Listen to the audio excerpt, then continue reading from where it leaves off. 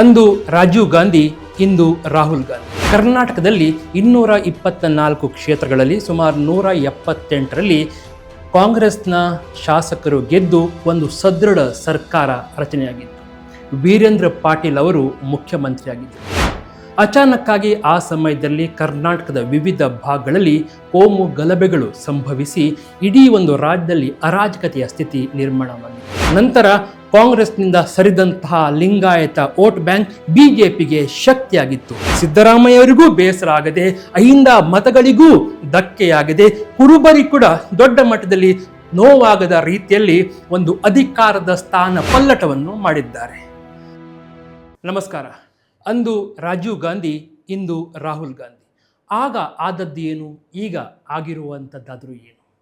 1990ರ ಸಮಯ ಕರ್ನಾಟಕದಲ್ಲಿ 224 ಕ್ಷೇತ್ರಗಳಲ್ಲಿ ಸುಮಾರು 178ರಲ್ಲಿ ಕಾಂಗ್ರೆಸ್ನ ಶಾಸಕರು ಗೆದ್ದು ಒಂದು ಸದೃಢ ಸರ್ಕಾರ ರಚನೆಯಾಗಿತ್ತು. ವೀರೇಂದ್ರ ಪಾಟೀಲ್ ಅವರು ಮುಖ್ಯಮಂತ್ರಿಯಾಗಿದ್ದರು. ಅಚಾನಕ್ಕಾಗಿ ಆ ಸಮಯದಲ್ಲಿ ಕರ್ನಾಟಕದ ವಿವಿಧ ಭಾಗಗಳಲ್ಲಿ ಕೋಮು ಗಲಭೆಗಳು ಸಂಭವಿಸಿ ಇಡೀ ಒಂದು ರಾಜ್ಯದಲ್ಲಿ ಅರಾಜಕತೆಯ ಸ್ಥಿತಿ ನಿರ್ಮಾಣವಾಗಿತ್ತು. ಅದೇ ಸಮಯಕ್ಕೆ ಮುಖ್ಯಮಂತ್ರಿ ಆಗಿದ್ದಂತಹ ವೀರೇಂದ್ರ ಪಾಟೀಲ್ ಅವರ ಅನಾರೋಗ್ಯ ಕೂಡ ಆಗಿತ್ತು. ಈ ಸಂದರ್ಭದಲ್ಲಿ ಕರ್ನಾಟಕಕ್ಕೆ ಭೇಟಿ ಕೊಟ್ಟಂತಹ ಆಗಿನ ಕಾಂಗ್ರೆಸ್ನ ರಾಷ್ಟ್ರಾಧ್ಯಕ್ಷರಾಗಿದ್ದಂತಹ ಹಾಗೂ ವಿಪಕ್ಷ ಲೋಕಸಭೆಯ ನಾಯಕರಾಗಿದ್ದಂತಹ ರಾಜೀವ್ ಗಾಂಧಿಯವರು ವೀರೇಂದ್ರ ಪಾಟೀಲ್ ಅವರನ್ನು ಭೇಟಿಯಾಗಿ ಮತ್ತೆ ದೆಹಲಿಗೆ ಹಿಂತಿರುಗುವಾಗ ಬೆಂಗಳೂರಿನಲ್ಲಿ ಸಿಕ್ಕಿದಂತಹ ವರದಿಗಾರರು ಕೇಳಿದಂತಹ ಪ್ರಶ್ನೆಗೆ ರಾಜ್ಯದಲ್ಲಿ ಮುಖ್ಯಮಂತ್ರಿ ಬದಲಾಗ್ತಾರಾ ಎನ್ನುವಂಥ ಪ್ರಶ್ನೆಗೆ ಹೌದು, ಇನ್ನು 3-4 ದಿನಗಳಲ್ಲಿ ಬೇರೆ ಮುಖ್ಯಮಂತ್ರಿಯವರನ್ನು ನೀವು ನೋಡಬಹುದು ಎನ್ನುವಂತಹ ಒಂದು ಮಾತನ್ನು ಹೇಳಿ ಹೊರಟೋಗಿದ್ದರು. ಸ್ವತಃ ರಾಜೀವ್ ಗಾಂಧಿಯವರು ವಿಮಾನ ನಿಲ್ದಾಣದಲ್ಲಿಯೇ ಒಂದು ರೀತಿಯಲ್ಲಿ ಪರೋಕ್ಷವಾಗಿ ಮುಖ್ಯಮಂತ್ರಿಯನ್ನು ಬದಲಾಯಿಸ್ತೇವೆ ಎನ್ನುವಂಥ ಒಂದು ಸೂಚನೆಯನ್ನು, ಇಂಗಿತವನ್ನು ವ್ಯಕ್ತಪಡಿಸಿದರು.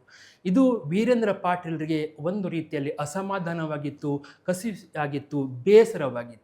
ಎಲ್ಲಿಯ ತನಕ ಅಂತೇಳಿದರೆ, ತಮ್ಮನ್ನು ಒಂದು ಮಾತು ಕೇಳದೆ ಇಷ್ಟು ಸದೃಢವಾಗಿದ್ದಂಥ ಒಂದು ಸರ್ಕಾರದಲ್ಲಿ ತಮ್ಮ ಒಂದು ಅನಾರೋಗ್ಯದ ನೆಪವೊಡ್ಡಿ ತಮ್ಮನ್ನು ಅಧಿಕಾರದಿಂದ ಕೆಳಗಿಳಿಸಿದಂತಹ ಕಾಂಗ್ರೆಸ್ನ ರಾಜೀವ್ ಗಾಂಧಿಯವರ ಆ ಒಂದು ನಿಲುವಿನಿಂದ ತುಂಬ ಬೇಸರ ಆಗಿತ್ತು. ಅದು ಕೇವಲ ವೀರೇಂದ್ರ ಪಾಟೀಲ್ ಅವರಿಗೆ ಮಾತ್ರ ಆದಂಥ ಬೇಸರ ಅಲ್ಲ, ಇಡೀ ಲಿಂಗಾಯತ ಸಮುದಾಯ ಇದನ್ನು ಒಂದು ರೀತಿಯಲ್ಲಿ ಸ್ವಪ್ರತಿಷ್ಠೆಯನ್ನಾಗಿ, ಸ್ವಾಭಿಮಾನವನ್ನು ಕೆಣಕಿದ ರೀತಿಯನ್ನಾಗಿ ನೋಡಿಕೊಂಡು ನಿಧಾನವಾಗಿ ಕಾಂಗ್ರೆಸ್ನಿಂದ ದೂರ ಸರಿಯುವಂಥ ಒಂದು ಕಾಲಘಟ್ಟಕ್ಕೆ ಇದು ಮುನ್ನುಡಿ ಹಾಡಿತ್ತು. ನಂತರ ಕಾಂಗ್ರೆಸ್ನಿಂದ ಸರಿದಂತಹ ಲಿಂಗಾಯತ ವೋಟ್ ಬ್ಯಾಂಕ್ ಬಿಜೆಪಿಗೆ ಶಕ್ತಿಯಾಗಿತ್ತು.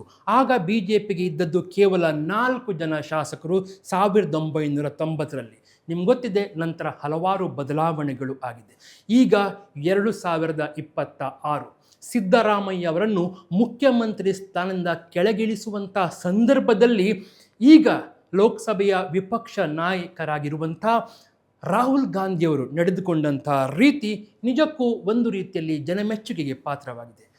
ಬಹಳ ಗೌರವಯುತವಾಗಿ ಸಿದ್ದರಾಮಯ್ಯವರನ್ನು ಕೂರಿಸಿಕೊಂಡು, ನಿಮಗೆ ರಾಜ್ಯಸಭಾ ಸ್ಥಾನವನ್ನು ನೀಡುತ್ತೇವೆ, ನಿಮ್ಮ ಅವಶ್ಯಕತೆ ದೆಹಲಿಗೆ ಇದೆ, ನೀವು ಸಾಕಷ್ಟು ವರ್ಷಗಳ ತನಕ ಅಂದರೆ 8 ವರ್ಷಗಳ ಸುದೀರ್ಘ ಅವಧಿಯ ತನಕ ಕರ್ನಾಟಕದಲ್ಲಿ ಮುಖ್ಯಮಂತ್ರಿ ಆಗಿದ್ದೀರಿ, ಈಗ ಬೇರೆಯವರಿಗೆ ಅವಕಾಶ ಕೊಡಬೇಕು, ನಿಮ್ಮ ಸೇವೆ ನಮಗೆ ದೆಹಲಿಯಲ್ಲಿ ಬೇಕು ಅಂತೇಳಿ ಬಹಳ ಚಂದ ರೀತಿಯಲ್ಲಿ ಮನವೊಲಿಸಿ ಅವರನ್ನು ಅವರ ಮುಖ್ಯಮಂತ್ರಿ ಸ್ಥಾನವನ್ನು ಪಡೆದುಕೊಂಡು ಬೇರೆಯವರಿಗೆ ಕೊಡ್ತಾ ಇದ್ದಾರೆ.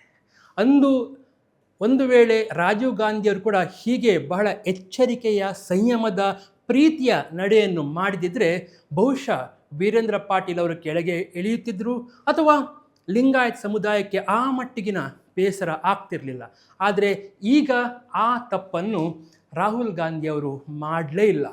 ಯಾವ ರೀತಿಯಲ್ಲಿ ಅಂತ ಹೇಳಿದ್ರೆ, ಒಬ್ಬ ಕುರುಬ ನಾಯಕ, ಒಬ್ಬ ಅಹಿಂದದ ಪ್ರಬಲ ನಾಯಕನನ್ನು ಬಹಳ ಎಚ್ಚರಿಕೆಯಿಂದ ನಡೆಸಿಕೊಳ್ಳುವ ಮೂಲಕ ಸಿದ್ದರಾಮಯ್ಯವರಿಗೂ ಬೇಸರ ಆಗದೆ, ಅಹಿಂದ ಮತಗಳಿಗೂ ಧಕ್ಕೆಯಾಗದೆ, ಕುರುಬರಿ ಕೂಡ ದೊಡ್ಡ ಮಟ್ಟದಲ್ಲಿ ನೋವಾಗದ ರೀತಿಯಲ್ಲಿ ಒಂದು ಅಧಿಕಾರದ ಸ್ಥಾನ ಪಲ್ಲಟವನ್ನು ಮಾಡಿದ್ದಾರೆ. ರಾಜಕೀಯ ಲೆಕ್ಕಾಚಾರಗಳು ಹೀಗಿದ್ದಾಗ ಒಬ್ಬ ನಾಯಕನಿಗೆ ಕೊಡಬೇಕಾಗಿರುವಂಥ ಗೌರವವನ್ನು ಸೂಕ್ತ ರೀತಿಯಲ್ಲಿ ಕೊಟ್ಟಾಗ ಹೀಗೆ ಒಂದು ಪ್ರಬುದ್ಧ ರಾಜಕೀಯ ನಡೆ ಗೊತ್ತಾಗತ್ತೆ. ಜನಜಾಗೃತಿಗಾಗಿ ತುಳುನಾಡು ನ್ಯೂಸ್.